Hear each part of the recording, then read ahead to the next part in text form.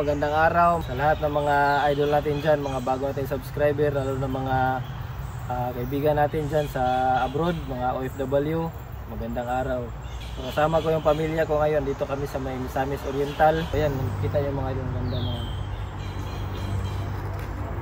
Maghahanap tayo ng mga idol, ahas ngayon. Ganda ng lugar. So, maliit lang yung area nila. So most likely mga ilang hektarya lang to.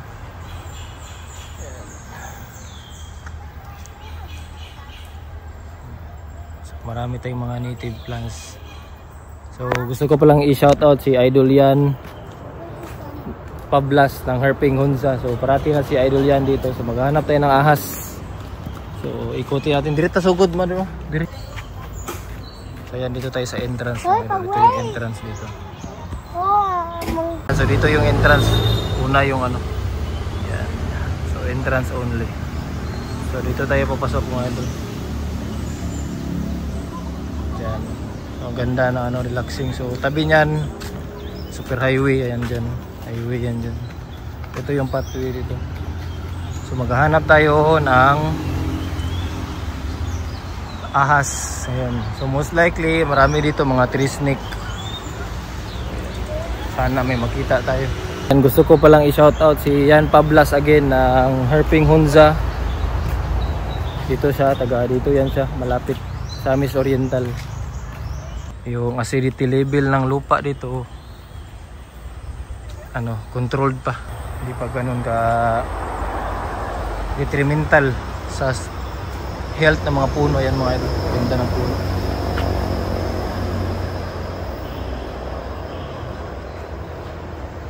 Isa to sa mga native tree natin ng puno. Hindi ko lang familiar yung species ng puno na yan. Laki. So kita nyo yung niya, yung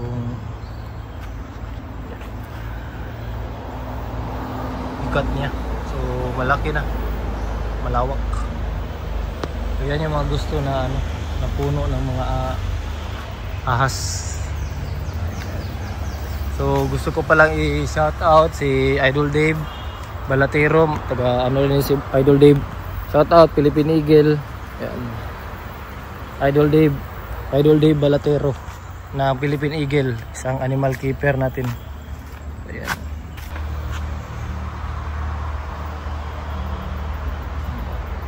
Ganda. So yan mga idol, ang ganda ng mga puno dito. So ganito na mga puno ang kailangan natin, hindi yung mga nyug, hindi yung mga hindi yung mga mahogany.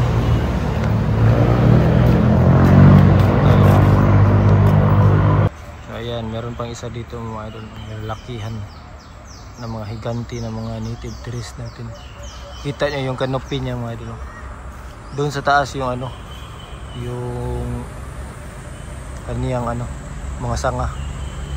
So ganyan yung mga usually na mga setup ng mga puno na gustong-gusto ng ng mga agila, yung mga raptors natin, ahas. So highway na yan dyan, medyo maingay dyan, kaya siguro wala tayong makikita ng mga hayop dito kasi most likely doon sila. Yung mga buhay ilang natin, yung mga wildlife natin, secluded kasi yan sila talaga sa mga isolated area. So doon tayo paikot. So ito yung ganito na mga ganito na mga butas, mga bahay, pwedeng bahayan ng wildlife natin, buhay lang. So ito ay isang himbabao. Yan, Brusonestia luzonica. Yan yung mga puno. So mga mahilig na puno mga idol yan.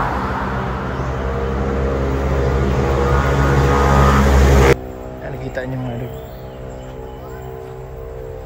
Grabe ang lawak. So yun yung ito ay isang bugo, kumuning bugo tree.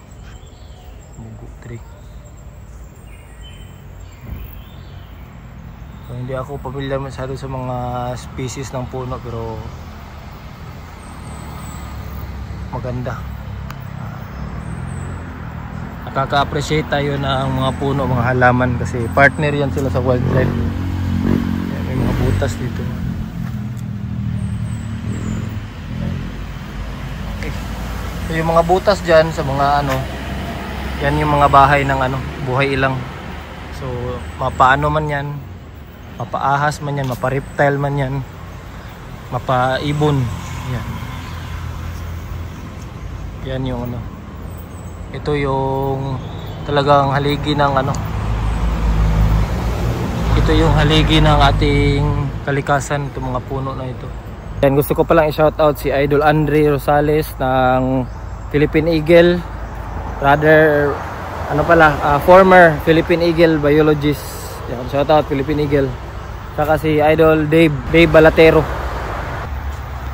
Doon sa dagat sana may makita tayo ng mga ano, mga secret, yung mga walo-walo. Maraming walo-walo dito kasi malapit sa dagat. Bihay dito. No?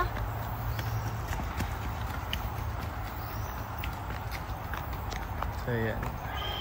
Ganito yung tunay na rainforest mga idol. Ayan.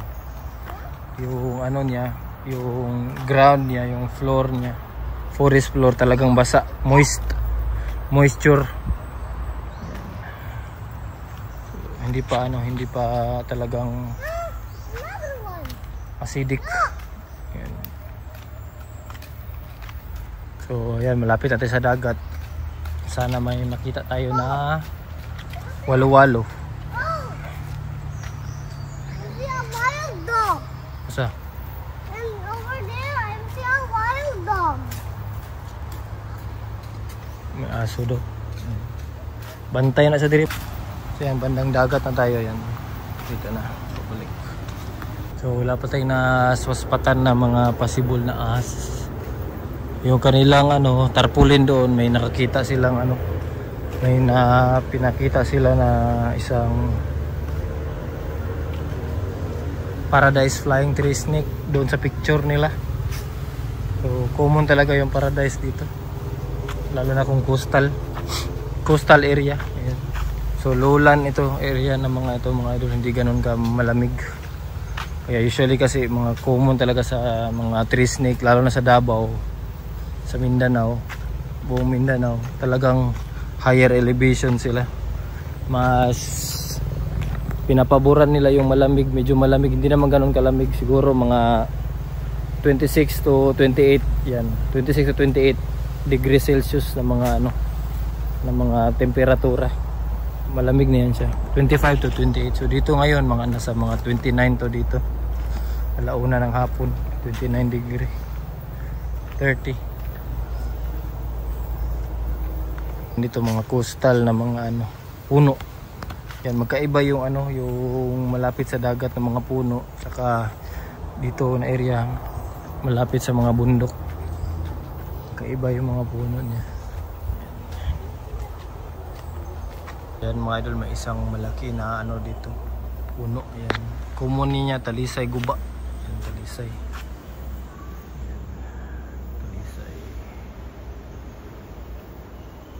Talisay. So usually kasi kapag coastal area, mga talisay yung tumutubo mga idol. Laki niya. So dun tayo yung sanga niya yun sa taas.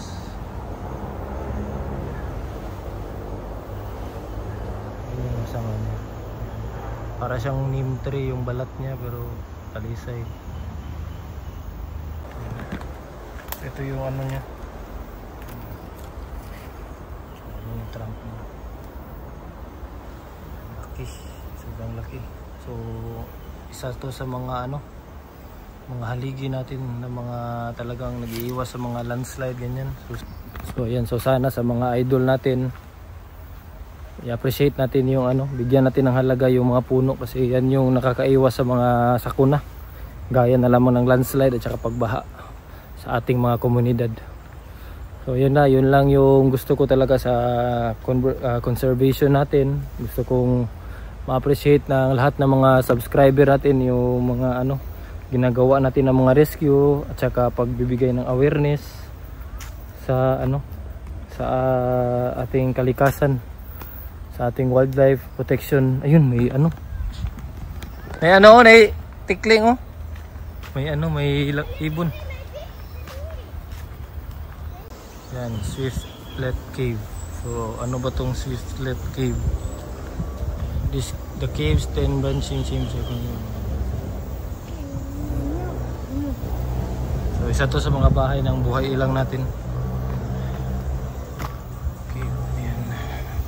So, dito dumaan yung ibon kanina. Galing dito yung ibon, yung wild na ano. Ayan.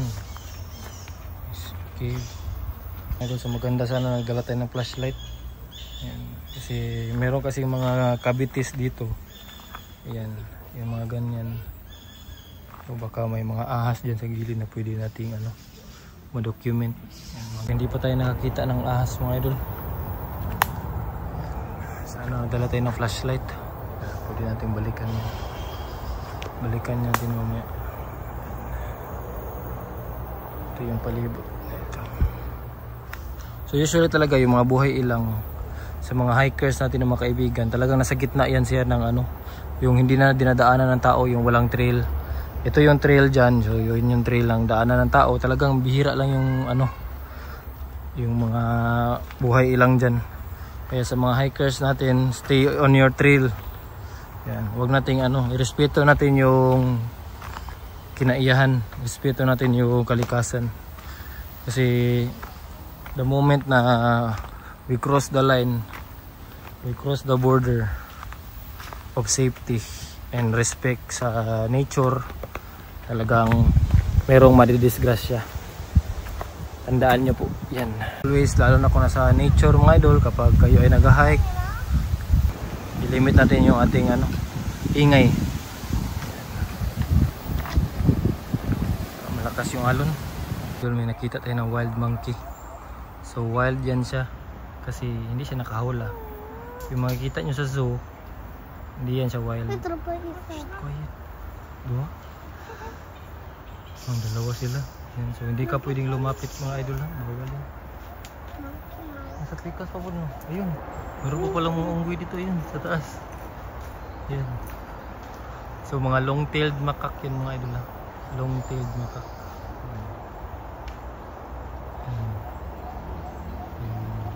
Mga wild, long-tailed macaque yun. Kasi kapag meron tayong na-encounter ng mga wild animals gaya nito, so hindi natin pwedeng lapitan ito mga idol, bawal din siya. So nangagat yan sila kapag na-feel threatened yan, mga ganyan.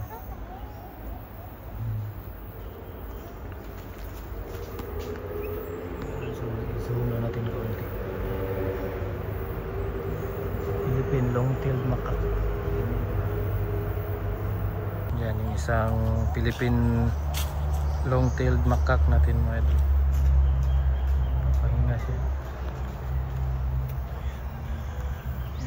Papahinga siya. So meron na tayong wildlife na nakita aside sa snake. So wild yan siya mga idol. Ganyan yung wild, hindi yung nakakulong. Kaya hindi ako gumagala sa ano, hindi ako nasusuporta sa mga zoo. Unlike sa Philippine Eagle, yan sinusuportahan natin yung Philippine Eagle. Pero yung mga ibang mga commercialized na talaga ng mga zoo, hindi na tayo nasusuporta dyan mga idol kasi kawawa yung mga hayop. So consider pa rin sila na wild kahit pinapakain siya mga idol. Kahit pinapakain yan sila dito kasi ano, medyo threatened siya. Ayun, lagi doon lagi madal.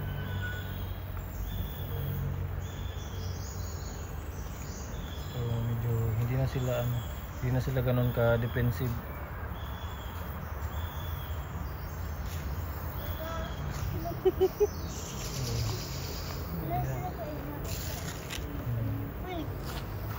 Yung mga dito na siya nakatira.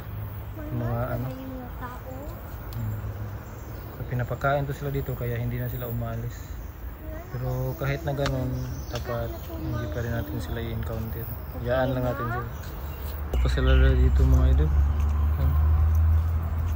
Galing sila dun sa kabila. Ang dalawa sila. Dami sila dito.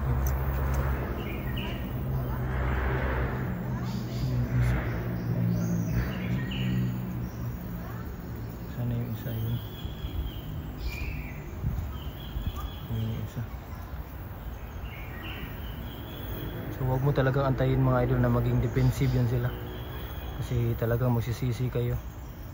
Kaya huwag niyang lapitan. So yan mga idol.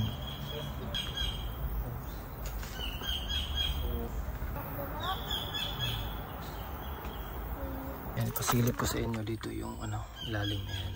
So medyo i-maintain mo yung ano. Dito yung mga rat snake. Yung makipot siya, pwede kang bumaba dyan. Ano, nakachinil. Tara, mga idol, pwede pala mag-swimming dito. Yan.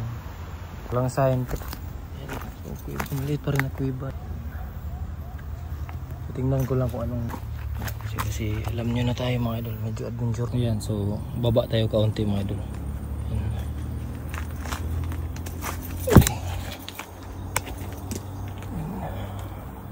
Yan, baba tayo kaunti. So, medyo adventurous kasi tayo. Yan. Di lang tayo bababa masyado kasi yung tuhod natin. Na-injury na kasi ako mga idol. Yan, so sisilipin ko yung mga butas dito. Baka may makita tayo na ahas. Yan. So ito yung wide view. Ayan. Yan dyan. So yan, pababa yung tubig. Yan. Yan. Silipin ko dito, baka may mga ahas na pwede nating ano, tingnan. Ayan, merong mga hermit crab, mga kuweba dito. Wala na yung pamilya ko. Sana yun. I-survey natin mga idol. Itong na natutulog na secret, ang walo-walo. Secret natin is walo-walo. Secret ko sa mga idol. Yung mga yellow.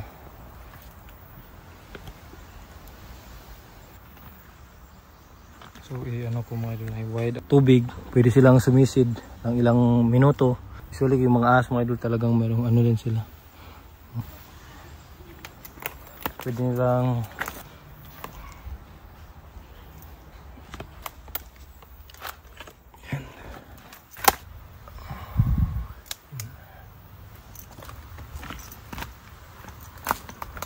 sa may trail. Baba tayo dito. Ito yung pinakamalapit na area na may dagat. Itong sa ibabaw na ito, yan dyan.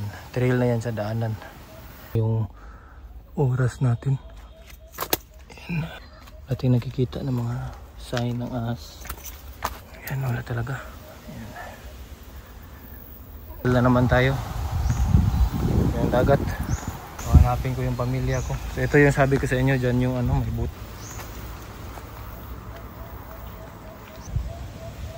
Pwede palang daanan doon. Kabila dito. Yung iba wala mga pangalan. Yan, ganda natin ngayon mga idol. Ganda ng puno yung mga idol. Kita nyo. Siya yung ma-appreciate nyo. Bigyan natin ng halaga yung puno. Nakikita yung ano, mga ahas dito. Alon.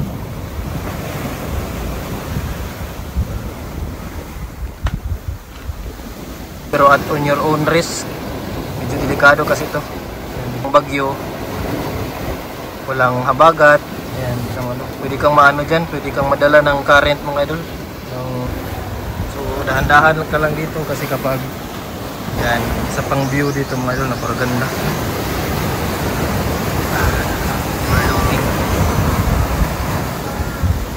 Ganda ng surf mga idol.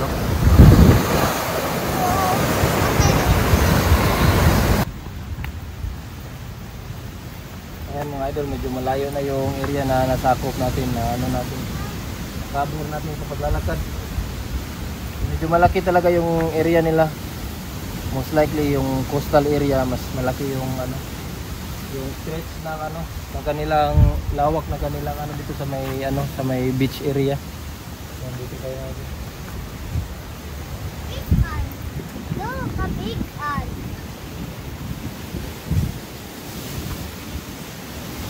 Yung area, so papunta pa doon.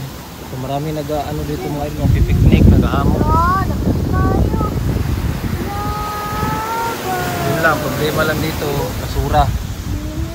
Maraming mga bisita, maraming income yung city, pero shout out. Yun, mga basura oh. Kawawa din yung yung kalikasan kasi fundamentally meron tayong responsibility sa paglilinis. Kasi ito ay isang nature park. Sana ay malinis yung paligid pa rin kahit nagbibisita tayo, maraming bisita. Daming basura mo. Basura isang problema din 'to, basura. Sana ay ma-reinforce pa rin yung basura. Ma-remind yung mga nagbibisita dito. Madala, hindi maiwan-iwan dito. Maraming naghahamak. So kung gusto mong maligo ng dagat, pwede kang dumaan dito. So secret, hindi pa tayo nakakita yung basura, ang daming basura. So dito tayo sa Inataw Libertad Nature Park. So i-rate ko ang nature park na ito 6 ganyan kasi madami talagang basura, lalo na doon sa may ang tawag dyan, ang dagat. Ganda kung gusto nyo mag-unwind, mag-relax. Paradise Flying Trees ni Sophia Resort Bayawak, talagang taga dito na siya, pinalagaan na, pinapakain. So yung bayad dito nasa mga 100 lang. Pauwi na kami mga idol. Salamat sa Inataw Libertad. Ped area yan siya.